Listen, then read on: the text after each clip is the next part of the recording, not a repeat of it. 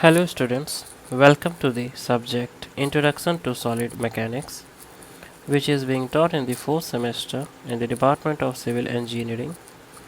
We will start today module 5 and this is lecture number 1 of the 5th module. The 5th module is shear stresses in beams. देखिए, जो last module हमने पढ़ा था, last module में हमने क्या पढ़ा था? बेंडिंग स्ट्रेसेस, है ना? तो जो लास्ट मॉड्यूल में हमने पढ़ा था वहाँ हमने देखा था कि जो बीम थे that were subjected to constant bending moment, यही देखा हमने, ठीक है? और क्या था? Zero shear force. जो लास्ट हमने सेक्शन देखा, लास्ट चैप्टर मॉड्यूल देखा है बेंडिंग स्ट्रेसेस, तो हमने ये देखा था कि कांस्टेंट बेंडिंग मोमेंट और जीरो शियर फोर्स, ठीक है? क्या आपको ये नहीं लगता है this is a case of only bending stress? Yes it is, है ना? जो हमने पिछले मॉड्यूल में पढ़ा है, बस मैं वही चीज़ों को यहाँ लिख रहा हूँ, ठीक है? इसका मतलब ये था कि जो शियर स्ट्रेस होगा वो भी ज़ीरो होगा, ठीक है? जो आखिरी module fourth module bending stresses हमने पढ़ा है, उसने बेंडिंग स्ट्रेसेस के बारे में यही जाना कि कांस्टेंट बेंडिंग मोमेंट और जीरो शियर फोर्स था, ठीक है? तो हमने case of only bending stress की पढ़ाई की और ये भी हमने पाया कि शियर स्ट्रेस भी वहाँ जीरो था, शियर फोर्स जीरो होने के कारण, ठीक है? डन। चलिए, लेकिन अब देखिए, बात ऐसा है कि इन एक्चुअल प्रैक्टिस, ठीक है, एक्चुअल प्रैक्टिस की अगर बात करें, है ना, तो जो बीम होता है ना, बीम, उसमें जो बेंडिंग मोमेंट होता है ना, वैरी करता है ना, सेक्शन टू सेक्शन, है ना, वैरीज सेक्शन टू सेक्शन, ठीक है? एक्चुअल प्रैक्टिस में अभी हमने क्या कहा बेंडिंग स्ट्रेसेस में कि बेंडिंग मोमेंट कांस्टेंट है। एक्चुअल प्रैक्टिस में बेंडिंग मोमेंट वेरी करता है सेक्शन टू सेक्शन, ठीक है? शियर फोर्स भी जो है दैट इज नॉट ज़ीरो, है ना, is not zero and varies from section two section. Actual practice में ना बेंडिंग मोमेंट कांस्टेंट होता है, सेक्शन टू सेक्शन वेरी करता है, और शियर फोर्स भी ज़ीरो नहीं होता और सेक्शन टू सेक्शन वेरी करता है, ठीक है? अब जो शियर फोर्स है, तो शियर फोर्स के कारण शियर स्ट्रेस भी होगा, ठीक है? और ये जो शियर स्ट्रेस है कहाँ का एक्ट करेगा? Act along transverse sections of the beam, ठीक है? अब ये जो ट्रांसवर्स शियर स्ट्रेस है ना, ये प्रोड्यूस करेगा, क्या प्रोड्यूस करेगा? It will produce complementary horizontal shear stress, ठीक है? और ये जो कॉम्प्लीमेंट्री हॉरिजॉन्टल शियर स्ट्रेस है ना, it will act on the longitudinal layers of the beam, ठीक है? और हम कह सकते हैं hence beam is subjected to shear stress, ठीक है?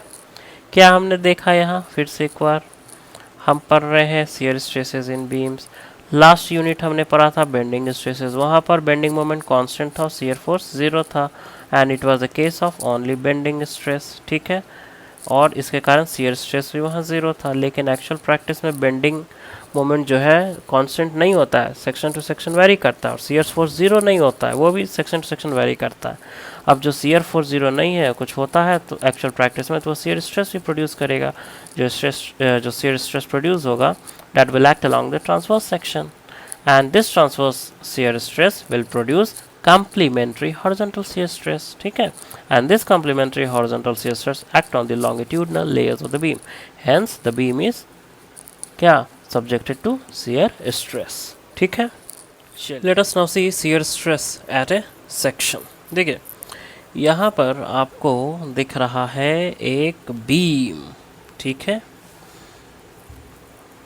तो आइए shear stress at a section देखते हैं एक बीम के लिए। Let us consider a simply supported beam carrying UDL. ये आप देख सकते हैं एक सिंपली सपोर्टेड बीम है दैट इज कैरिंग यूडीएल। हमने कंसिडर किया है एक simply supported beam carrying UDL, ठीक है। Consider two sections A B and C D at a distance D X apart.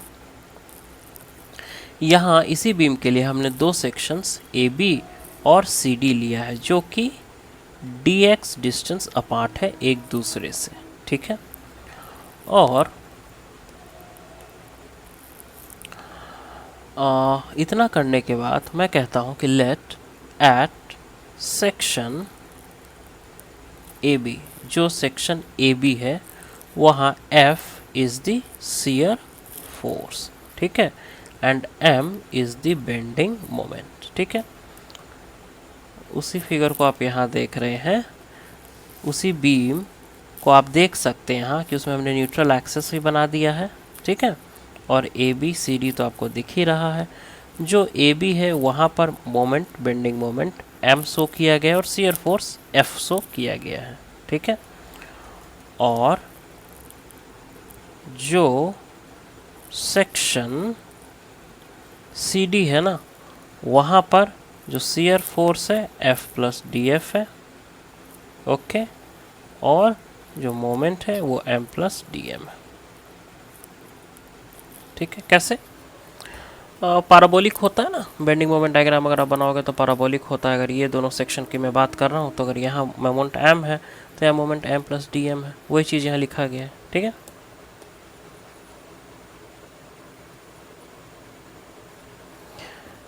Okay, और आई लेट अस कंसीडर कि जो आई है वो क्या है, मोमेंट ऑफ इनर्शिया, ठीक है। कहाँ? About the neutral axis. चलिए अब देखिए हमारा टारगेट क्या है। हमारा टारगेट है कि it is required to find shear stress. Shear stress तो होता है, ये पता चल गया, ठीक है, लेकिन हमें क्या करना है, we need to find the shear stress on this section A B. ये जो ए बी है ना, ठीक है, इसी पर शियर स्ट्रेस हमें निकालना है at a distance y1 from the neutral axis, at a distance y1, at a distance y1 from the neutral axis. देखिए ये जो ए बी आपको दिख रहा है ना, वही ए बी का फेस है ना, यहाँ आपको दिख रहा है, ठीक है। ए बी को अगर आप इस साइड से देखोगे तो वो यहाँ आपको इस तरह दिखाई दे रहा है, ठीक है, ओके। तो जो न्यूट्रल एक्सिस है वही न्यूट्रल एक्सिस यहाँ आपको दिखाई दे रहा है, ठीक है। और मैं आपसे कह रहा हूँ कि we need to find this shear stress on the section A B. A B देखिए क्रॉस सेक्शन ट्रांसवर्स सेक्शन दिख रहा है, इसी पर आपको शियर स्ट्रेस निकालना है। कहाँ निकालना है? जो आपका न्यूट्रल एक्सिस है ना, उस न्यूट्रल एक्सिस से y1 दूरी पर निकालना है शियर स्ट्रेस, ठीक है। कहीं भी निकाला जा सकता था शियर स्ट्रेस, हमने कहा कि y1 दूरी न्यूट्रल एक्सिस से आप शियर स्ट्रेस निकालो और बताओ कितना है, ठीक है। हमारा टारगेट यही है, ठीक है। चलिए तो ऐसा है कि अगर आपने कहा मुझे कि y1 दूरी न्यूट्रल एक्सिस से शियर स्ट्रेस निकालना है, तो हमने आपसे कहा कि लेट EF एक लाइन है, ठीक है, at a distance y1 from neutral axis. जहाँ पर आपको शियर स्ट्रेस चाहिए था वहीं पर हमने EF एक लाइन ड्रॉ कर दिया है, ठीक है, ट्रांसवर्स सेक्शन पर, ओके, जो y1 दूरी पर है न्यूट्रल एक्सिस, ठीक है, okay. Now consider the part of the beam above the level EF and between the sections AB and CD। अब हम लोग कंसिडर कर रहे हैं जो EF हमने ड्रॉ किया है ना, EF के ऊपर की बातें करनी है हमें, ठीक है। EF की ऊपर की बातें करनी है, सेक्शन AB और CD के बीच की बातें करनी है। तो ये आपको सेक्शन अगर AB है तो यहाँ आपको सेक्शन CD दिखाई दे रहा है, इसी के बीच में हमें बात करना है EF के ऊपर, ठीक है। चलिए, this part of the beam may be taken to consist of an infinite number of elemental cylinders, each of area dA and length dx। देखिए, अब मैं किसकी बात कर रहा हूँ, मैं बात कर रहा हूँ इसकी, ठीक है। और हमने कहा कि इसको हम लोग कंसिडर कर सकते हैं, मान सकते हैं कि इसमें इनफाइनाइट नंबर ऑफ सिलेंडर्स हैं। 1 cylinder, 2 cylinder, 3 cylinder, 4 cylinder, 5 cylinder, 6 cylinder, 7 cylinder, 10,000 cylinder, infinite cylinders है, ठीक है। EF के ऊपर इस सेक्शन की मैं बात कर रहा हूँ, ये पूरा DX, ठीक है। ओके, इसमें इनफाइनाइट नंबर ऑफ सिलेंडर्स है, ठीक है, जिनका लेंथ DX है, ओके। और जिनका एरिया मैं कहता हूँ कि DA। जो सिलेंडर्स हैं, इंडिविजुअल सिलेंडर्स, उनका एरिया DA है और लेंथ उनका DX है, ठीक है। अब उन इनफाइनाइट सिलेंडर से हमने क्या किया, एक सिलेंडर को कंसिडर किया है, किसी एक सिलेंडर को हमने कंसिडर किया है जो कि at a distance of y है न्यूट्रल एक्सिस से, जो कि at a distance of y है न्यूट्रल एक्सिस से, ठीक है। ओके, क्या मैंने किया वो आप लोग को समझ में आया कि नहीं आया। हमने कहा कि सेक्शन AB, तो ये दिखाया हमने सेक्शन AB, सेक्शन CD, तो ये दिखाया सेक्शन CD, ठीक है। और ये बीम आपको दिख रहा है। हमें क्या चाहिए था, शियर स्ट्रेस चाहिए था न्यूट्रल एक्सिस से y1 दूरी पर। तो हमने कहा कि आप एक लाइन EF ड्रॉ कर लो जो y1 दूरी फ्रॉम न्यूट्रल एक्सिस है, ठीक है।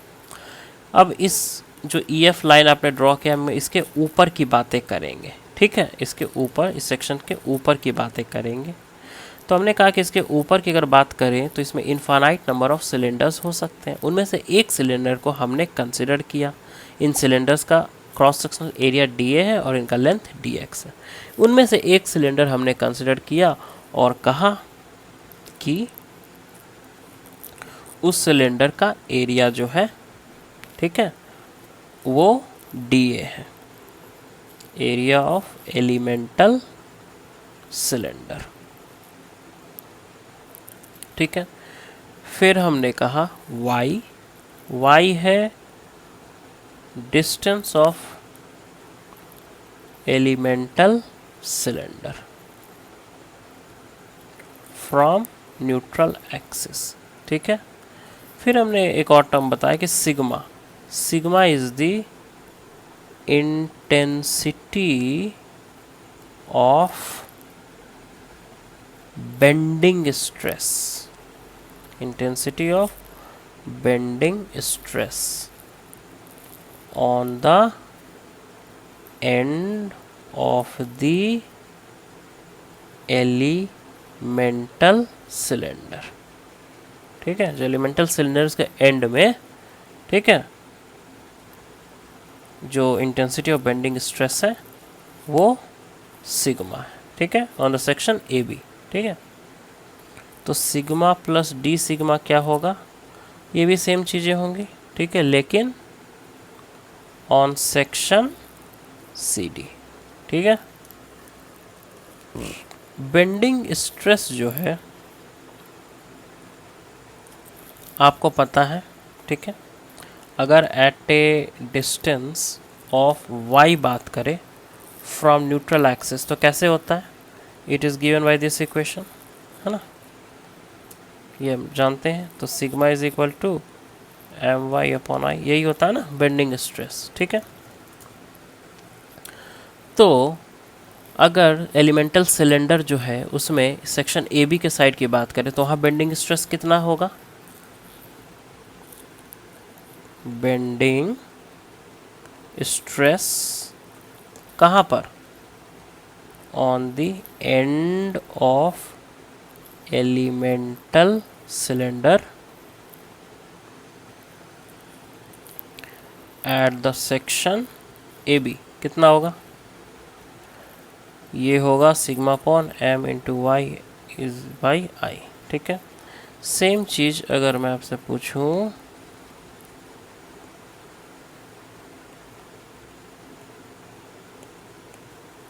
कि bending stress on the end of the elemental cylinder on the section CD, तो ये होता sigma plus D sigma is equal to M plus D M. Moment तो इतना ही है ना जी, इंटू वाई अपॉन आई। ठीक है, ठीक है। बेंडिंग स्ट्रेस हमने निकाल दिया है दोनों ही साइड पे। ठीक है, ए बी साइड और सी डी साइड। अब आइए, now let us find force. ठीक है, let us find force on the two ends of the elemental cylinder. ठीक है, एलिमेंटल सिलेंडर के दोनों साइड में लोग फोर्स निकालते हैं। ओके, तो जो सेक्शन ए बी के साइड में है वहाँ कितना फोर्स होगा बताइए, सिग्मा इंटू डी ए, यही होगा। ठीक है, सिग्मा आपको पता है M upon I into Y D A. ठीक है, और वही मैं कहूँ कि सेक्शन सी डी के साइड में कितना होगा, तो आप कहोगे कि sigma plus D sigma into D A. ठीक है, and it is equal to M plus D M by I into Y into D A. ठीक है, ओके, दोनों ही साइड में हमने फोर्स निकाल दिया है। At the two ends of the elemental cylinder हमने देखा है कि force are different, they are acting on the same line but opposite in direction. तो मुझे बताएगा कोई कि नेट अनबैलेंस्ड फोर्स कितना होगा। Net unbalanced force will be equal to M plus D M upon I Y D A minus M upon I D A into Y. ठीक है, it will be equal to D M upon I into Y into D A, net unbalanced force. ठीक है, तो ये सिर्फ element जो हमने एक सिलेंड्रिकल एलिमेंट लिया है उसकी बात कर रहे हैं। ठीक है, एलिमेंटल सिलेंडर जो है हमारे पास उसकी बात हो रही है। ठीक है, लेकिन टोटल अनबैलेंस्ड फोर्स कितना होगा, above E F between, definitely between A B and C D. Total unbalance force कितना हो जाएगा अबोव ई एफ, तो सिंपल सी बात है, ये हो जाएगा D M upon I, integrate कर देंगे Y into D A, D M upon I constant है, वाई इंटू डी ए। ठीक है, and this can be written as D M upon I A Y bar. क्या है जी यहाँ ए, तो ए है आपका area of the section above level E F, या फिर y1 है ना, इज इक्वल टू, डायग्राम में देखिए तो डायग्राम जो मैंने ड्रॉ किया था किस एरिया की मैं बात कर रहा हूँ, मैं बात कर रहा हूँ area E F G H की, ई एफ जी एच। ठीक है, इस एरिया की बात कर रहा हूँ।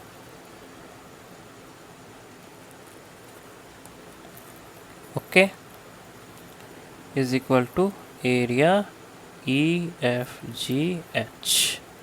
वाई बार क्या डिनोट कर रहा है, Y bar is the distance of C G of the area from, area कौन सी एरिया, एरिया ए है ना, फ्रॉम न्यूट्रल एक्सिस। ठीक है, अब सिंपल सी बात है, due to the unbalanced force, total एक अनबैलेंस्ड फोर्स है जो एक्ट कर रहा है। ठीक है, on the part of the beam above the level E F. हमने देखा है कि अनबैलेंस फोर्स एक्ट कर रहा है। ठीक है, टोटल अनबैलेंस फोर्स हमने देखा है कि एक्ट कर रहा है, बिल्कुल कर रहा है। ठीक है, between section A B and C D है ना। अब बीम तो फेल कर जाएगा भाई, अनबैलेंस फोर्स एक्ट कर रहा है तो यहाँ पर यह कहना है कि in order the above part shall not fail by shear, the horizontal section of the beam at the level EF must offer a shear resistance। समझे?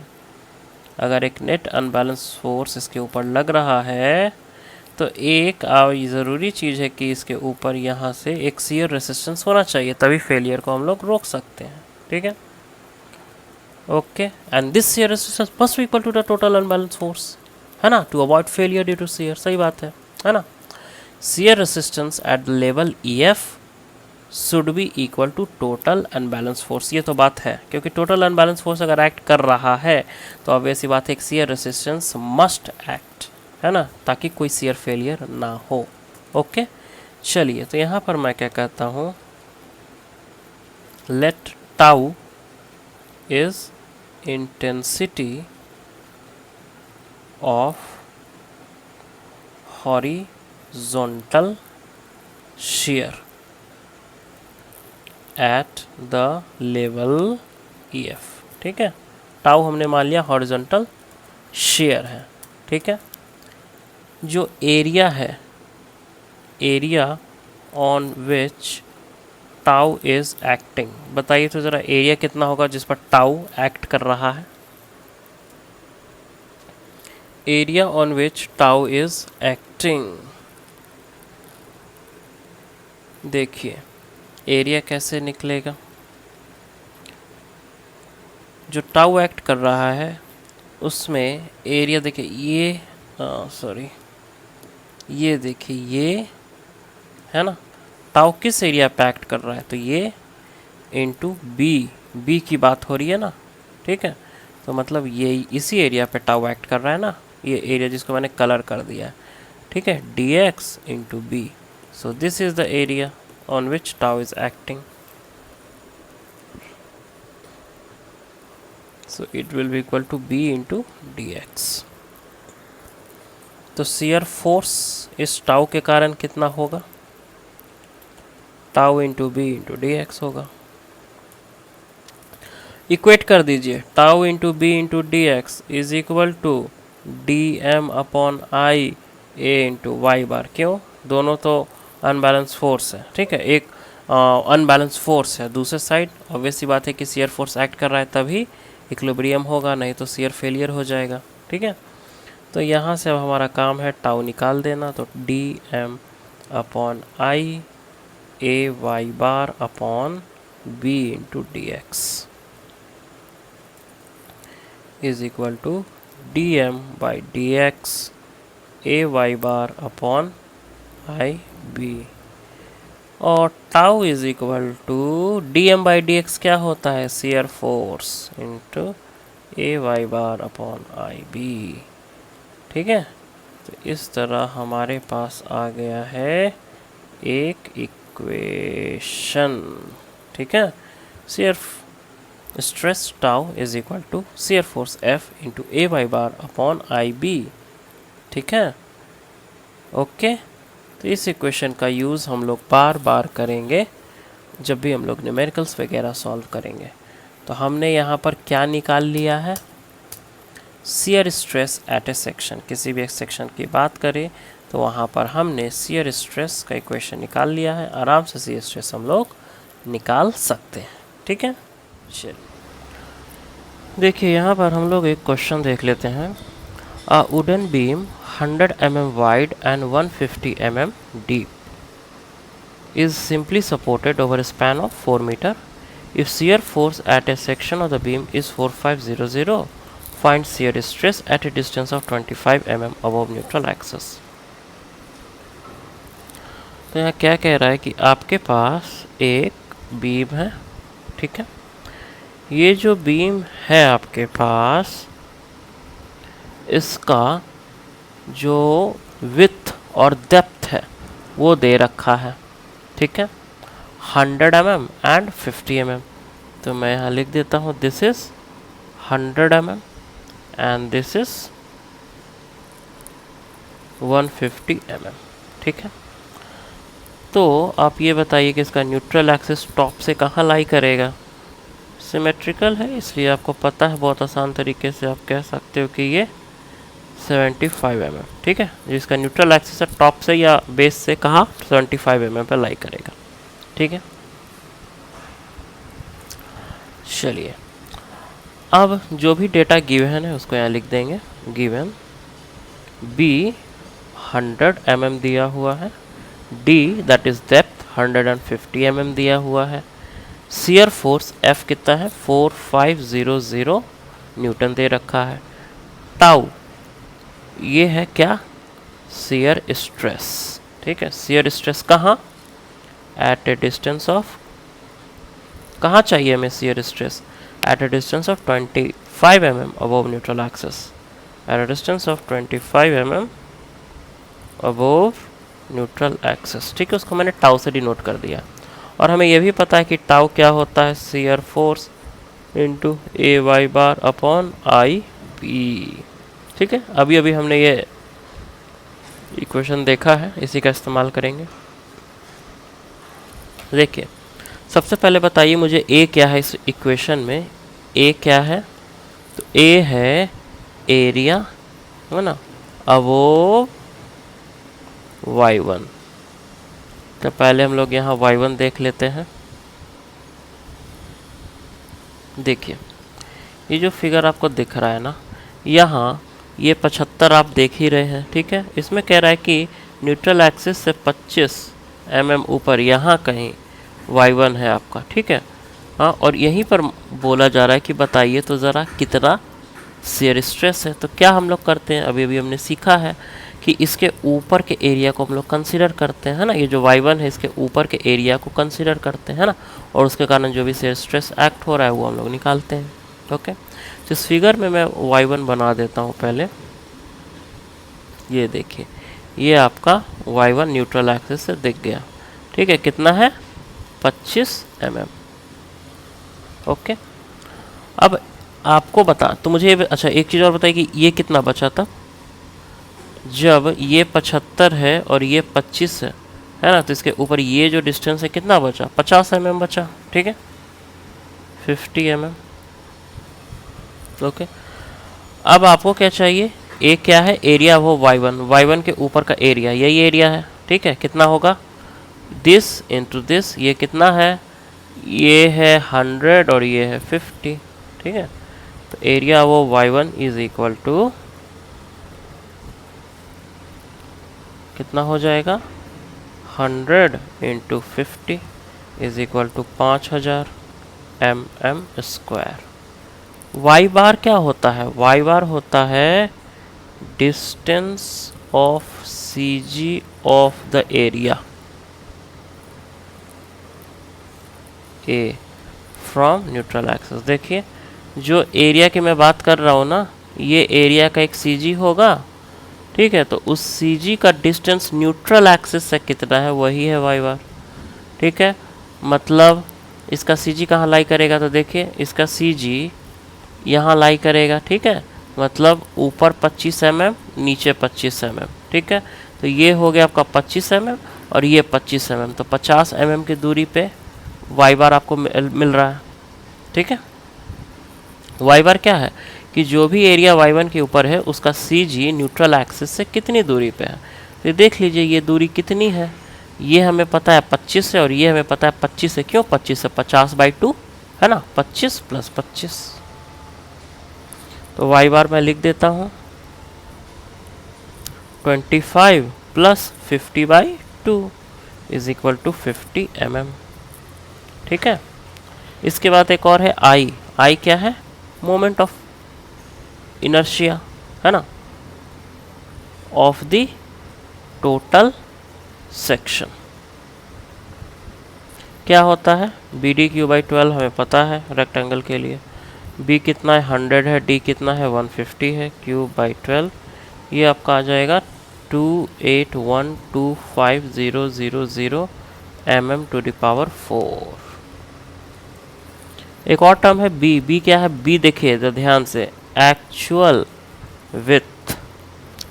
With of the section at a distance y1 from neutral axis. Actual width of the section, देखिए ये section का with इसमें तो constant है, कभी triangle मिल जाए तो वहाँ कांस्टेंट थोड़ी रहेगा, वेरी करेगा। तो जो y1 है ना, वहाँ पर इसकी विथ कितनी है, ठीक है। y1 यहाँ है, अगले क्वेश्चन में सकता है y1 यहाँ हो, कहीं भी हो, तो आपको वहाँ पर विथ ऑफ द सेक्शन देखना है, y1 पर कितना विथ है, ठीक है। तो यहाँ तो पूरा कांस्टेंट है, तो यहाँ आपको ये 100 mm मिल जाएगा, ठीक है। सारे वैल्यू पता चल गए, तो टाउ बताइए। Shear force 4500 into area 5000 mm² into Y bar 50 divided by I 2812500 into B is 100।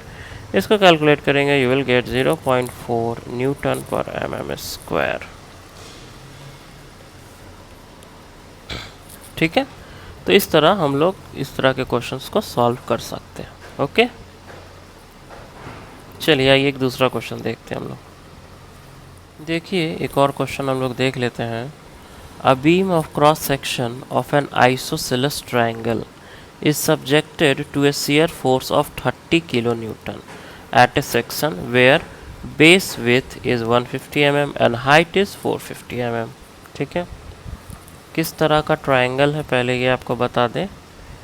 एक ट्रायंगल जो है आपके पास कुछ इस तरह का है, आइसोसेलेस ट्रायंगल, ठीक है। अब ये जो ट्रायंगल है इसमें हम लोग BCD नाम दे देते हैं, ठीक है। इसमें ये कह रहा है कि ये जो बेस है ना, ये 150 mm है और ये जो हाइट है ये 450 mm, ठीक है। आपको निकालना है horizontal shear stress eight neutral axis. Okay, सबसे पहले तो न्यूट्रल एक्सिस हमें जानना होगा कि न्यूट्रल एक्सिस कहाँ लाई करेगा, ठीक है। देखिए कैसे इसको सॉल्व करेंगे। तो ट्रायंगल के बारे में जानकारी आपको दे दी गई है, ठीक है। आपको निकालना क्या है, horizontal shear stress neutral axis पे। न्यूट्रल एक्सिस पहले जानेंगे कहाँ, उसके बाद horizontal shear stress neutral axis पे निकालेंगे। Distance from the top of the beam where shear stress maximum, ऊपर से आप देखेंगे कि शियर स्ट्रेस कहाँ मैक्सिमम हो रहा है, वो डिस्टेंस आपको निकालना है, ठीक है। और जब वो डिस्टेंस पता चल जाए तो value of maximum shear stress भी आपको निकालना है, ठीक है। देखिए क्या करना है इसमें, गिवन जो भी चीज़ें दी रखी है वो आप लिख लीजिए पहले तो, कि शियर फोर्स जो है वो कितना 30 kN, मतलब 30,000 न्यूटन। बेस विथ जो है, इसको CD से अगर मैं डिनोट करूं, बेस विथ 150 mm और हाइट इसको B से डिनोट अगर कर दें, या मत करिए B से डिनोट, इसको CD अभी लिख दीजिए, ठीक है। B का यूज़ मैं बाद में करूँगा। हाइट जो है H वो है 450 mm, ठीक है। हमें क्या निकालना है, देखिए हमें पहला चीज़ जो निकालना है वो है हॉरिजॉन्टल शियर स्ट्रेस, ये तो निकालना है ना, कहाँ, एट न्यूट्रल एक्सिस, ठीक है। सबसे पहले तो न्यूट्रल एक्सिस बता दीजिए कहाँ लाई करेगा। तो एक ट्रायंगल का न्यूट्रल एक्सिस आपको पता है कि ऊपर से कितनी दूरी पर लाई करेगा, 2/3 H पर लाई करेगा, ठीक है। तो ये न्यूट्रल एक्सिस के बारे में आपको जानकारी है already.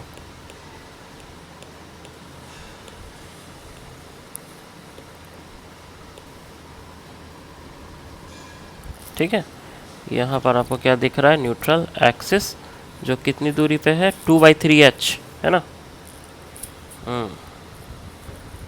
Neutral axis is at 2/3 H from B।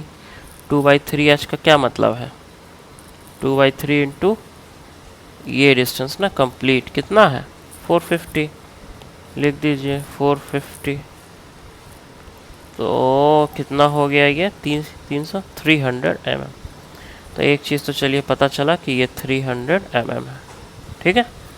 Neutral axis पता चल गया। अब शियर स्ट्रेस हमें वही निकालना है ना। अब देखिए एक चीज़ और, शियर स्ट्रेस जब भी आप निकालते हो ना, तो फॉर्मूला तो आप ये यूज़ करते हो, FA/y/IB। इसमें B क्या होता है, B होता है कि एक्चुअल विथ, है ना, एक्चुअल विथ एट y1, मतलब जहाँ भी आपको निकालना है शियर स्ट्रेस, उसी को y1 बोलते हैं। यहाँ पर न्यूट्रल एक्सिस ही है, वहीं पर निकालना है, ठीक है। तो जहाँ भी आपको निकालना होता है शियर स्ट्रेस, वहाँ पर एक्चुअल जो आपका विथ होता है वो कितना होता है, ठीक है, जो एक्चुअल विथ है वो कितना। तो इस केस में हम लोग देखेंगे कि एक्चुअल विथ कितना है। हमें कहाँ निकालना है, शियर स्ट्रेस यहाँ निकालना है, ठीक है, शियर स्ट्रेस हमें यहाँ निकालना है। ओके, अब ये एक्चुअल विथ कितना है ये आप बता दीजिए, ठीक है। तो अगर मैं करूँ ये this that is 150 by 450 is equal to this by this, तो ये 300 आपको पता है, ठीक है। तो इससे हम लोग एक्चुअल विथ निकाल लेंगे। ओके, तो width of section at neutral axis निकालना है हमें। तो अगर मैं लिखूं neutral axis NA by CD, देखे तो ज़रा NA बाई CD, ठीक है, कोई दिक्कत नहीं, दोनों ट्रायंगल को कंसिडर कर रहे हैं, इज इक्वल टू 300 बाई 450। तो यहाँ से NA आपका निकल कर आ जाएगा 300 इंटू CD कितना है 150 बाई 450, ये आपका आ जाएगा 100 mm, ठीक है। और इसी को मैं बोल दूंगा B, क्या बोलूँगा B, ये वाला B, ठीक है। चलिए, stress tau is equal to क्या होता है, ऑलरेडी पता है, F into A Y bar by I B, ठीक है। F कितना है 30,000 न्यूटन है। ए बताइए कितना होगा, एरिया। ए क्या होता है, जहाँ जिस पॉइंट पे आपको न्यूट्रल एक्सिस निकालना है, जिस लेयर पे न्यूट्रल एक्सिस निकालना है उसके ऊपर का एरिया, ठीक है। मतलब अगर यहाँ हमें निकालना है शियर स्ट्रेस, तो इसके ऊपर का एरिया है ना, यही है ए। ये कितना है, हाफ इंटू बेस कितना है, ये 100 इंटू हाइट कितना है 300, ठीक है। तो एरिया सीधे आप लिख दीजिए हाफ इंटू 100 इंटू 300, ये आपका आ गया कितना 15000 mm स्क्वायर, ठीक है। वाई बार क्या होता है, distance of the CG of the area A from neutral axis, ठीक है। तो देख लीजिए ये भी चीज़, ये जो आपका एरिया है इसका न्यूट्रल एक्सिस कहाँ लाई करेगा, ऊपर से हमें पता है कि 2/3 पर लाई करता है ना, है ना। तो ये टोटल आपका 300 है ना, टोटल 300 है, 2/3 इंटू 300 ऊपर से लाई करेगा, ठीक है। तो न्यूट्रल एक्सिस से क्या दूरी हो जाएगी ये निकाल लीजिए, ठीक है। तो देखिए यहाँ मैं कर ही देता हूँ, ये जो CG है आपका, है ना, ये ऊपर से लाई करेगा कितना पे, 2/3 ऑफ 300, 2/3 ऑफ 300, तो ये 100 200, ठीक है। तो नीचे से कितना पे लाई कर रहा है 100 mm, ठीक है। वाई बार कितना हो गया 100 mm, ठीक है। आई क्या होता है, मोमेंट ऑफ इनर्शिया होता है, तो क्या होता है BHQ/12, सॉरी BHQ/36, ट्रायंगल के लिए ही होता है। बेस विथ कितना है 150, हाइट कितना है 450 क्यूब बाई 36, ठीक है, mm में आएगा ये। चलिए, बी आपका एक्चुअल विथ होता है जो मैंने ऊपर निकाल ही लिया है ना, वो कितना आया है 100 mm। तो टाउ बता दीजिए कितना आएगा, ठीक है, 30,000 into 15000 into 100 by 150 into 450 cube into 100 और बाई 36, तो 36 को मैं ऊपर ले जाता हूँ, इसको सॉल्व करने पे आपको 1.185 न्यूटन पर mm स्क्वायर मिलेगा, ठीक है। तो शियर स्ट्रेस न्यूट्रल एक्सिस पे हमने निकाल लिया है, लेकिन सिर्फ उतना ही थोड़ी क्वेश्चन है, क्वेश्चन में ये भी है distance on the top of the beam where the shear stress is maximum, shear stress जहाँ मैक्सिमम है वो भी हमको निकालना पड़ेगा, ठीक है। चलिए इसको भी सॉल्व करने की हम लोग अब कोशिश करते हैं। देखिए जो second part of the question है वो कह रहा है कि distance of the top of the beam, distance from the top of the beam where stress is maximum. तो स्ट्रेस कहाँ मैक्सिमम है ये आपको निकालना है, ठीक है। उसकी दूरी कहाँ से, टॉप ऑफ द बीम से, कहीं भी स्ट्रेस मैक्सिमम वो आपको निकाल देना है, ठीक है। कैसे निकलेगा स्ट्रेस, तो मैक्सिमम के लिए D tau by D x को हम लोग 0 से इक्वेट करेंगे, ठीक है। तो पहले तो टाउ निकालना पड़ेगा इसके लिए, ओके। तो देखिए कैसे हमारा इसमें अप्रोच रहेगा। सेकंड नंबर जो है वो है the distance from the top of the beam. ठीक है, the distance on the top of the beam where shear stress is maximum, यही निकालना है आपको। ठीक है, तो ऐसा है कि हम लोग मान लेते हैं let shear stress is maximum at the section, एक सेक्शन EF हम लोग कंसिडर कर लेते हैं। ठीक है, जो कि at a distance x from top है। ठीक है, क्या हम कह रहे हैं? हम कह रहे हैं कि जो आपका ट्रायंगल है ना, इस ट्रायंगल में ये न्यूट्रल एक्सिस आपको पता है ऑलरेडी। ठीक है, हम कह रहे हैं कि मैक्सिमम जो शियर स्ट्रेस आ रहा है ना, मैक्सिमम जो शियर स्ट्रेस आ रहा है, हमने एज्यूम कर लिया है कि वो शियर स्ट्रेस कहीं यहाँ EF सेक्शन पर आ रहा है। ठीक है, यहाँ EF पर वो मैक्सिमम स्ट्रेस आ रहा है। ये EF कहाँ लाई कर रहा है? तो टॉप से x दूरी पर ये EF सेक्शन लाई कर रहा है। बस इतना सा बात हम कह रहे हैं, हमने ऐसा एज्यूम कर लिया है। ठीक है, कि ऊपर से x की दूरी पर एक सेक्शन EF है जहाँ पर शियर फोर्स मैक्सिमम है। ठीक है, और नामकरण तो इसका कर ही देते हैं। अब देखिए, जब इतना हमने कर लिया तो in triangle BEF and triangle BCD, देखिए एजम्पशन ले लिया हमने। ठीक है, और शियर स्ट्रेस का सब कुछ हमें पता है, कैसे क्या बढ़ना है, कैसे निकालना है, उसी का इस्तेमाल करते हुए x निकाल देना है। बस इतना सा काम है। ठीक है, इन दोनों ट्रायंगल का बात करें तो हम कह सकते हैं क्या कि EF by CD is equal to x by 450 कह सकते हैं। ठीक है, तो कह डालिए EF by CD is equal to x by 450 और EF is equal to x by 450 into CD कितना है 150, तो EF is equal to x by 3। चलिए, तो ये आपको पता चल गया कि अगर ये डिस्टेंस x है तो ये डिस्टेंस x बाई 3 होगा। ठीक है, ये चीज़ आपको पता चल गया। अब मुझे ये बताइए, अब जो पुराना प्रोसेस हम लोग वही करेंगे कि शियर स्ट्रेस एट EF कैसे निकलेगा, तो टाउ से निकलेगा F into AY bar upon IB से निकलेगा।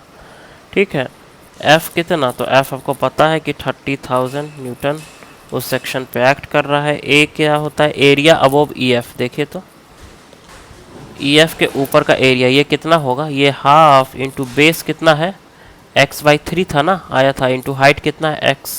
ठीक है, तो एरिया निकाल के लिख दीजिए यहाँ, हाफ इंटू बेस, बेस ऐसे लिखे EF इंटू एक्स। ठीक है, तो हाफ इंटू EF आपने अभी भी निकाला है x बाई 3 इंटू एक्स, तो एरिया कितना आ गया x स्क्वायर बाई 6। चलिए, फिर y बार बताइए, y बार क्या होता है? y बार होता है ये जो एरिया आप ले रहे हैं इसका न्यूट्रल एक्सिस से कितनी दूरी पे CG लाई करेगा। तो पहले तो इस ट्रायंगल का आपको CG चाहिए होगा। ठीक है, न्यूट्रल एक्सिस आपको पता है 300 पे लाई कर रहा है, अगर टॉप से आप इसका CG निकाल दो तो ये डिस्टेंस घट के ये डिस्टेंस मिल जाएगा। ठीक है, तो सबसे पहले तो ये बताइए कि CG कैसे निकलेगा। ये आपको बताना पड़ेगा कि CG कैसे निकलेगा। तो CG निकालने का सबसे आसान तरीका है कि अगर ये आपको पता है तो यहाँ से ये 2x बाई 3 पर लाई करेगा इसका CG। चलिए ठीक है, ओके, है ना। ठीक है, तो मतलब ये दूरी आपका 2x बाई 3 है और ये दूरी कितना है, टॉप से न्यूट्रल एक्सिस की दूरी कितनी है ये ऑलरेडी आपको पता है कि it is 300। It is already known कि न्यूट्रल एक्सिस की टॉप से दूरी 300 है। ठीक है, तो y बार आप लिख दो 300 माइनस 2/3x। ठीक है, चलिए y बार भी हो गया। आई बताइए, आई तो आपको पता है कि मोमेंट ऑफ इनर्शिया होता है। ठीक है, किसका मोमेंट ऑफ इनर्शिया? पूरे के पूरे सेक्शन का। ठीक है, तो ऑलरेडी आप पहले भी निकाल चुके हो, b/12। ठीक है, b क्या है? एक्चुअल विथ, एक्चुअल विथ है ना, एक्चुअल विथ y1 पे कितना विथ है। ठीक है, तो y1 क्या है? वो सेक्शन जहाँ पर हम लोग शियर स्ट्रेस निकालना चाहते हैं। ठीक है, वहाँ पर एक्चुअल विथ कितनी? तो EF जो है वही तो एक्चुअल विथ है, तो EF कितना है? x/3। ठीक है, तो बताइए टाउ कितना होगा? टाउ होगा 30,000 इंटू x²/6, मतलब area, into y bar 300 minus 2/3x divided by IB 150 into 450 cube by 36 into x/3। ठीक है, अब इसी को सॉल्व करिए। ठीक है, तो आप थोड़ा सा इसको सॉल्व करोगे तो आपको मिलेगा कि tau is equal to 0.0000395 300x minus 2x²/3। ठीक है, आपको पता है कि for maximum shear stress d/dx should be equal to 0, तो 300x माइनस 2x²/3, ठीक है, d/dx it should be equal to 0। सही है या गलत है बताइए? सही है, तो 300 minus 2/3 into 2x is equal to 0, और x इज इक्वल टू कितना आ जाएगा? 300 इंटू 3/4, यही आएगा क्या? तो 450 और उसका हाफ डेट इज 225 mm। ठीक है, तो आपने x निकाल लिया, डेट मीन्स किस दूरी पर शियर स्ट्रेस मैक्सिमम होगा ये आपने निकाल लिया। और आप लिख सकते हैं shear stress is maximum at 225 mm from top। ठीक है, डन।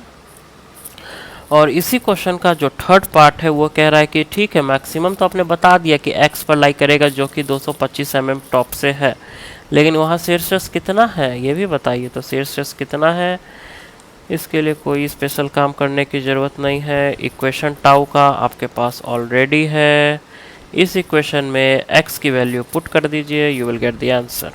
ठीक है, तो यहाँ क्या मांगा जा रहा है? Maximum shear stress. ठीक है, tau is equal to 0.0000395 300 into 225 minus 2/3 into 225², ये आपका वैल्यू आ जाएगा 1.333 न्यूटन पर एम स्क्वायर। ठीक है,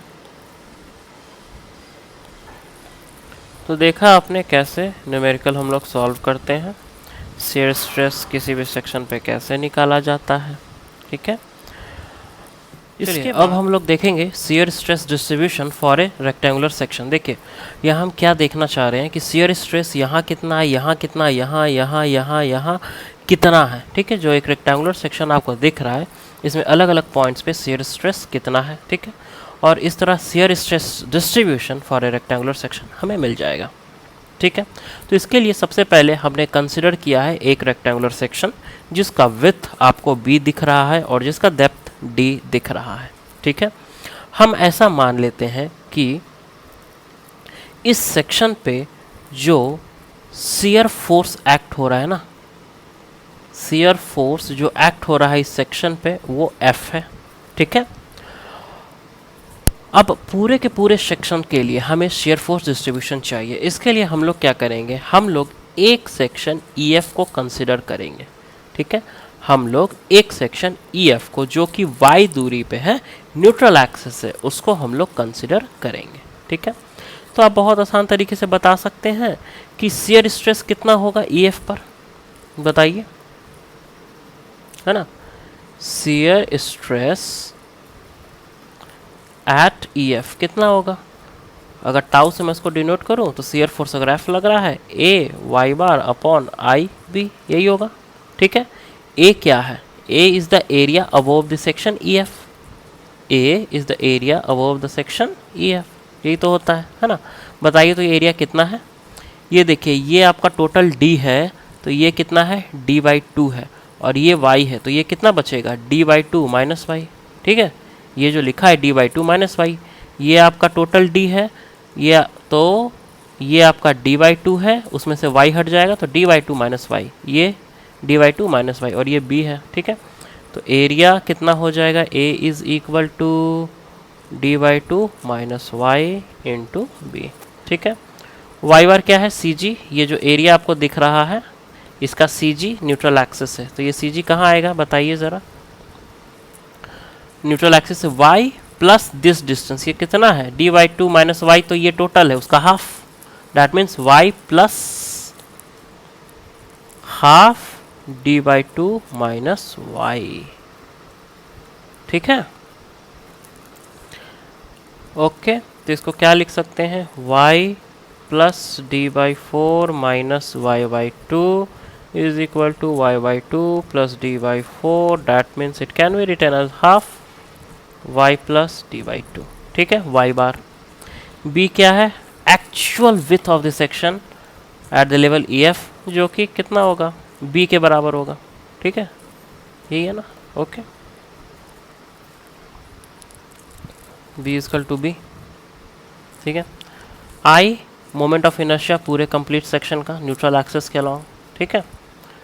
ओके, चलिए अब मुझे बताइए टाउ में अगर सभी चीज़ों को मैं रख दूं, शियर फोर्स इनटू एरिया कितना था D/2 minus Y into B into Y bar half y plus D/2, ठीक है। नीचे में b into I, moment of inertia को भी I रखते हैं, ठीक है। तो ये बताइए सॉल्व करके कितना आएगा। देखिए यहाँ मुझे लगता है कि b और b कैंसिल आउट हो जाएगा, a minus b a plus b that a square minus b square कर सकते हैं, और नीचे में 2 आ जाएगा, ठीक है। तो ये आ जाएगा आपका f/2i और d²/4 माइनस वाई स्क्वायर, ठीक है। तो tau is equal to this. अब ये हमने यहाँ क्या पाया है, यहाँ हमने क्या पाया, हमने पाया यहाँ कि शियर स्ट्रेस की अगर बात की जाए तो शियर स्ट्रेस रेक्टेंगुलर सेक्शन के लिए होता है f/2i d²/4 minus y square, मतलब अलग अलग y के लिए, मतलब अलग अलग y के लिए टाउ की वैल्यू अलग अलग होगी, यही तो कह रहा है ना। y जैसे जैसे वेरी करेगा वैसे वैसे टाउ वेरी करेगा, ये ऊपर की ओर भी है नीचे की ओर भी एप्लीकेबल है, सेम चीज़, ठीक है, सिमेट्रिकल है फिगर। तो ये इक्वेशन आपको देता है, क्या देता है, y के रिस्पेक्ट में टाउ कैसे वेरी करता है। यहाँ एक चीज़ नोट डाउन करने लायक है, जो लिख देता हूँ मैं, the variation of tau with respect to y is क्या, पाराबोलिक, ठीक है, वाई स्क्वायर है पाराबोलिक, ठीक है। अब मुझे बताइए अगर मैं एट टॉप एज की बात करूं, टॉप एज पर कितना होगा टाउ की वैल्यू, टॉप एज का मतलब है कि यहाँ पर शियर स्ट्रेस कितना है, y कितना हो जाएगा, यहाँ पर अगर निकालना चाहे तो y की वैल्यू कितनी हो जाएगी D/2 हो जाएगी, ठीक है। तो लिखिए यहाँ tau is equal to f/2i d²/4 minus y की जगह D/2 लिख देंगे, ठीक है। ये पूरा टर्म क्या हो जाएगा, 0 हो जाएगा, मतलब टाउ एट टॉप एज 0 हो जाएगा, ठीक है। टाउ एट न्यूट्रल एक्सिस बताइए कितना होगा। देखिए अगर टाउ आपको न्यूट्रल एक्सिस पे देखना है यहाँ पर, तो y जो है वो घटते घटते घटते कितना हो जाएगा, 0 हो जाएगा। तो उसी इक्वेशन में आप पुट करिए, उसी इक्वेशन में आप पुट कर दीजिए tau is equal to F upon 2i D square by 4 minus 0, y की वैल्यू 0 हो गई। ठीक है, तो ये आपका आ जाएगा f by 2i D square by 4, that means f D square upon 8। ठीक है, i की जगह हम लोग बी डी क्यू बाई 12 लिख सकते हैं क्या, लिख सकते हैं। तो यह आ जाएगा 12 बाई 8 F D square by b d cube, ये आ जाएगा आपका 1.5 एफ बाई बी डी। ठीक है, टाउ की वैल्यू न्यूट्रल एक्सिस पे कितनी है, ठीक है, न्यूट्रल एक्सिस पे कितनी है 1.5 F by b d. Okay, यहाँ एक बात जानिए कि ये चीज़ जो हमें पता है, we know average shear stress, average shear stress tau average is shear force by area of section, यही होता है। ठीक है, shear force कितना है, F है, एरिया ऑफ द सेक्शन क्या है, BD है, F बाई बी डी, जो टाउ एवरेज है ना, टाउ एवरेज यही होता है। ठीक है, तो अब अगर मैं इसी टाउ की बात करूं तो ये आपको दिख के नहीं लग रहा है कि tau at neutral axis is equal to 1.5 tau average. देखिए तो ज़रा, ठीक है, ओके।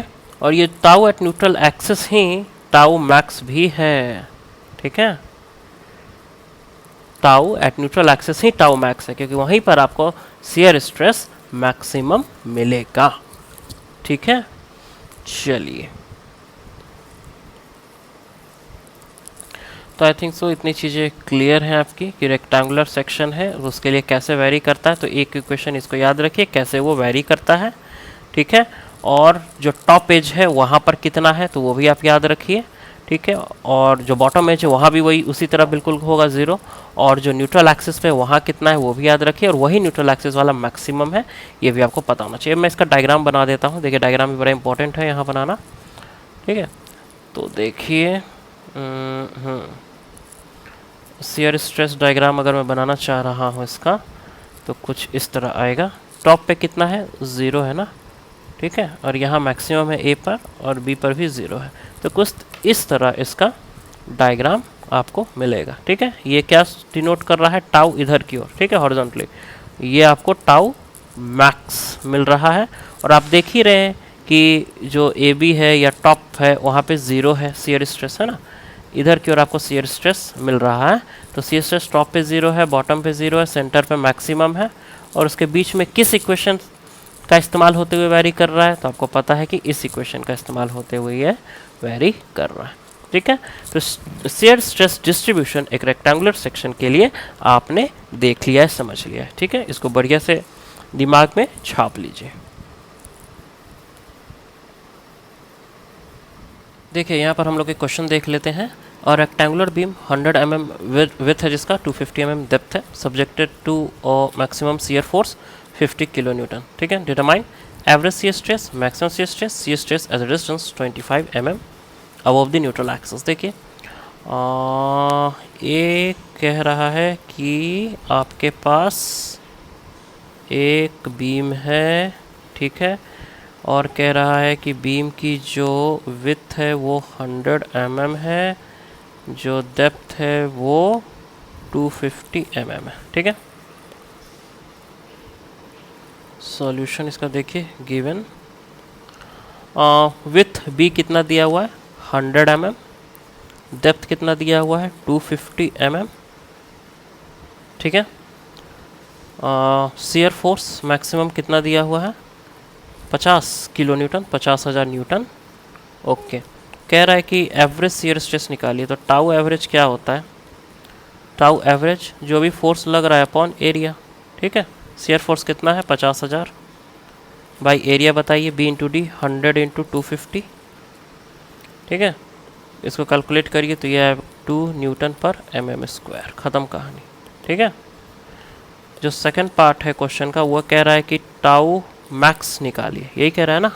देखिए ज़रा, maximum shear stress, maximum shear stress अभी अभी हमने पढ़ा है, देखिए यहाँ maximum shear stress is 1.5 times, है ना, 1.5 टाइम्स टाउ एवरेज, ठीक है। तो 1.5 इंटू टाउ एवरेज कितना? 2 न्यूटन पर mm स्क्वायर। तो बताइए कितना आएगा आंसर? 3 न्यूटन पर mm स्क्वायर, ठीक है।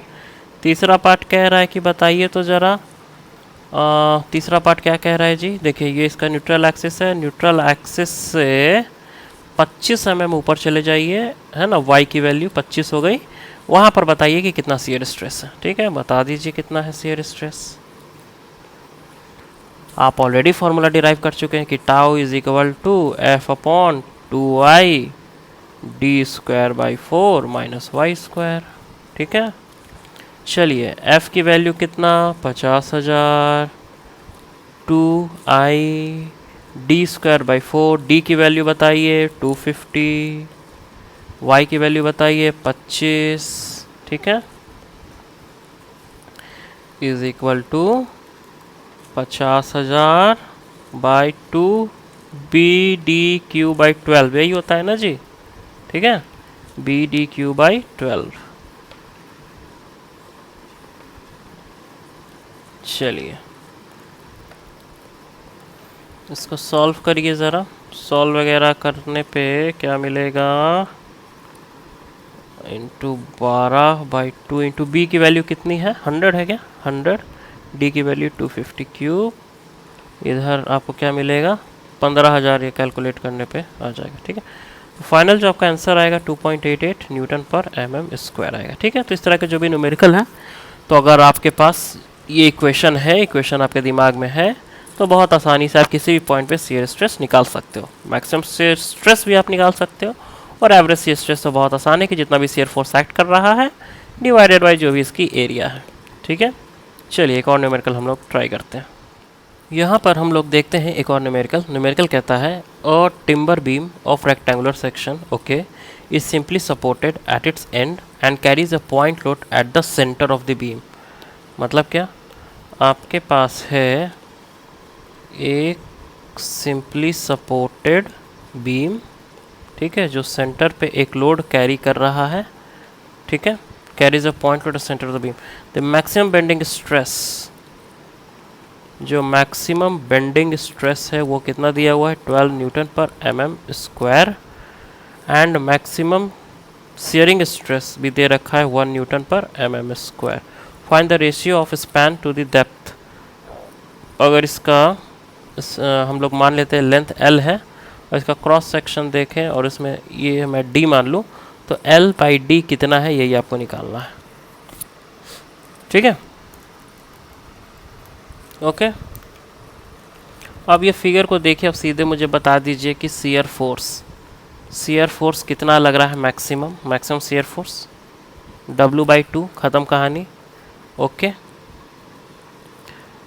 मैक्सिमम बेंडिंग मोमेंट कितना लग रहा है बताइए? WL/4, कहाँ लग रहा है? सेंटर पे लग रहा है, ठीक है। शियर फोर्स मैक्सिमम कहाँ है? रिएक्शंस पे है, ठीक है, ओके। चलिए, और शियर फोर्स रिएक्शंस पे मैक्सिमम है और एक कांस्टेंट लाइन के रूप में वो आगे बढ़ेगा ही, ठीक है। हमें निकालना है L/D। देखिए इसको कैसे आगे बढ़ सकते हैं हम लोग, L/D एक रेशियो हमें निकालना है, ठीक है। तो मैं कहता हूँ कि जो टाउ एवरेज है वो होगा shear force by area simply, है ना। शियर फोर्स हमारा है W/2, एरिया है कितना? B इंटू डी, ठीक है, B into D, B into D आपको पता है क्या है, ओके। तो ये आएगा आपका W/2BD, डन। टाउ मैक्स कितना आएगा? 1.5 tau average is equal to W/2BD into 1.5, है ना, दैट इज 3/2, ठीक है। तो ये आएगा आपका 3/4 BD/W। ठीक है, टाउ मैक्स आपका यही है। लेकिन आपको पता है कि टाउ मैक्स तो 1 न्यूटन पर mm² दिया हुआ है ना, दिया है ना। ठीक है, तो यहाँ से हम लोग निकाल सकते हैं W/BD इज इक्वल टू 4/3। इस पॉइंट को मिलॉर्ड नोट किया जाए, ठीक है, कि W/BD इज 4/3। ठीक है, अब देखिए हम लोग पहले से इस बात को जानते हैं कि M/I इज इक्वल टू सिग्मा/Y होता है। ठीक है, और सिग्मा मैक्स अगर हम निकालना चाहते हैं तो आपको M/I इंटू वाई मैक्स लिखना पड़ेगा। ठीक है, वाई मैक्स क्या होगा इस रेक्टेंगुलर सेक्शन के लिए? देखिए अगर आपका सेक्शन रेक्टेंगुलर है, न्यूट्रल एक्सिस है, तो वाई मैक्स क्या होता है इसके लिए? D/2 होता है। अगर ये टोटल D है तो D/2 is the Y max. ठीक है, आउटर मोस्ट लेयर है ना। तो M की वैल्यू आपको पता है WL/4 मैक्सिमम बेंडिंग मोमेंट। ठीक है, इंटू वाई मैक्स भी आपको पता है कि D/2 होता है, I BDQ/12 होता है। ठीक है, डन, इज इक्वल टू ये कितना आ जाएगा बताइए ज़रा हमें। 12 ऊपर आ जाएगा, 4 और 2 8 नीचे चला जाएगा, WLD और नीचे आ जाएगा BD³ है ना। ये आपका आ जाएगा 1.5 WL/BD²। ठीक है, और ये देखिए सिग्मा मैक्स की वैल्यू कितनी दी हुई है, शुरू में आपने लिखा है सिग्मा मैक्स इज 12 न्यूटन पर mm²। 12 is equal to 1.5 WL/BD²। ठीक है, और 12 is equal to 1.5 into W/BD L/D। इसको ऐसे लिख सकते हैं क्या? कोई दिक्कत? इसको इस तरह लिखने में कोई दिक्कत नहीं है, लिख सकते हैं। ठीक है, W/BD को हमने एक साथ ले लिया, L/D को एक साथ ले लिया, कोई दिक्कत नहीं है। अब देखिए ज़रा 12 बराबर 1.5 इंटू जो हमारा टर्म W/BD है, इसका जगह क्या लिख सकते हैं? देखिए तो ज़रा ऊपर मिलॉर्ड को मैंने नोट करवाया था, W/BD इक्वल टू 4/3 आप लिख सकते हैं। तो लिख दीजिए 4/3 इंटू L/D। यहाँ से L/D आप बहुत आसानी से निकाल सकते हैं। It will B 12 into 3/4 into 1.5। कितना आएगा ये ज़रा देख लीजिए। ये 2 बार में कट गया, ये 2 बार में कट गया, और ये 2 6 बार में कट गया। तो L/D का जो रेशियो है 6 आ जाएगा। ठीक है, तो इस तरह न्यूमेरिकल्स में हमें आगे बढ़ना है और सॉल्व करते जाना है। जो नॉलेज हमने गेन किया थ्योरी में उसी का इस्तेमाल करना है। ठीक है, चलिए देखिए अब हम लोग shear stress distribution circular section के लिए देख लेते हैं। जैसा कि हमने देखा था रेक्टेंगुलर सेक्शन, तो वहाँ पर मैंने पूरे डिटेल में ये आपको बताया था कि कैसे हम लोग शियर स्ट्रेस इक्वेशन तक पहुँचते हैं। ठीक है, सेम प्रोसेस सर्कुलर सेक्शन के लिए भी है। यहाँ मैं आपको सीधे रिजल्ट की बातें बता रहा हूँ। ठीक है, देखिए जो आपका इक्वेशन, एक सर्कुलर सेक्शन यहाँ आपको दिख रहा है। ठीक है, सर्कुलर सेक्शन आपको दिख गया, वहाँ पर आपको न्यूट्रल एक्सिस भी दिख रहा है, ये भी एक सिमेट्रिकल फिगर है, न्यूट्रल एक्सिस आपको दिख रहा है। ठीक है, इसमें एक EF सेक्शन हम लोग लेंगे और उसके बाद हम लोग डेरिवेशन की तरफ बढ़ जाएंगे। फाइनल जो रिजल्ट आएगा वो कुछ यही आएगा कि tau is equal to F/3I R² minus Y²। ठीक है, जो फाइनल रिजल्ट टाउ का आएगा, शियर स्ट्रेस का आएगा, वो यही आएगा। ठीक है, इससे हम लोग कुछ पॉइंट्स नोट कर सकते हैं कि जो भी आपका शियर स्ट्रेस है, ठीक है, उसकी जो डिस्ट्रीब्यूशन है कैसा है? पैराबोलिक है। ठीक है, और ये भी हम लोग इससे देख सकते हैं कि विथ इंक्रीज इन y, जैसे से y की वैल्यू बढ़ाएंगे टाउ डिक्रीजेस।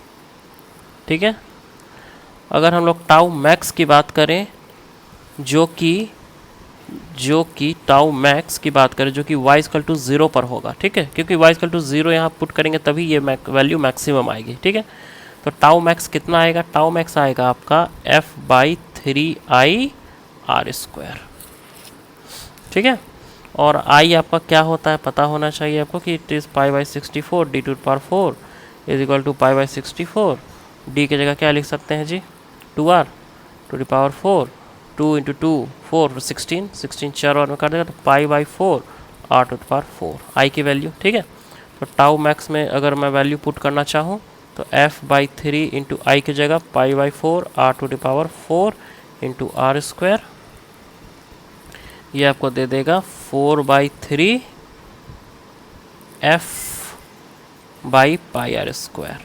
ठीक है, टाउ मैक्स कितना आएगा देख लीजिए, यहाँ लिख दिया हमने, है ना। Tau max will be equal to 4/3 F by pi r square. ठीक है, एक पॉइंट और हम नोट कर सकते हैं कि जो टाउ एवरेज है वो कितना होगा, shear force by area, shear force F है और एरिया पाई आर स्क्वायर होता है। ठीक है, तो tau max is equal to 4/3 tau average होता है, इसको भी नोट कर लिया जाए। ठीक है, जो हमने रेक्टेंगल के केस में देखा है कि tau max is equal to 1.5 tau average, यहाँ क्या दिख रहा है 4/3 टाउ एवरेज। ठीक है, तो रेक्टेंगुलर सेक्शन के लिए जो आपका इक्वेशन है वो यहाँ डायरेक्टली मैंने लिख दिया है। ठीक है, मैक्स और टाउ एवरेज कितना होगा वो भी आपको यहाँ दिख रहा है। ठीक है, अगर जहाँ तक इसकी डायग्राम की बात है तो देखिए इसका जो डायग्राम होगा वो क्या है, पहला तो पैराबोलिक है, ये आपको पता है पहली चीज़ कि वो पैराबोलिक है। ठीक है, और ऊपर और नीचे दोनों जगह क्या है, ज़ीरो है, ये भी आपको पता है। ठीक है, तो यही टाउ का वेरिएशन आपको दिखेगा जो सेंटर पे न्यूट्रल एक्सिस पे मैक्सिमम मिलेगा। ठीक है, तो रेक्टेंगल हो या सर्किल हो, दोनों में जो शियर स्ट्रेस डिस्ट्रीब्यूशन है वो डायग्राम आप बनाओगे देखोगे तो सेम ही तरह का दिखेगा। ठीक है, जो मैंने वहाँ सर्किल का बनाया है और यहाँ रेक्टेंगल का बनाया है।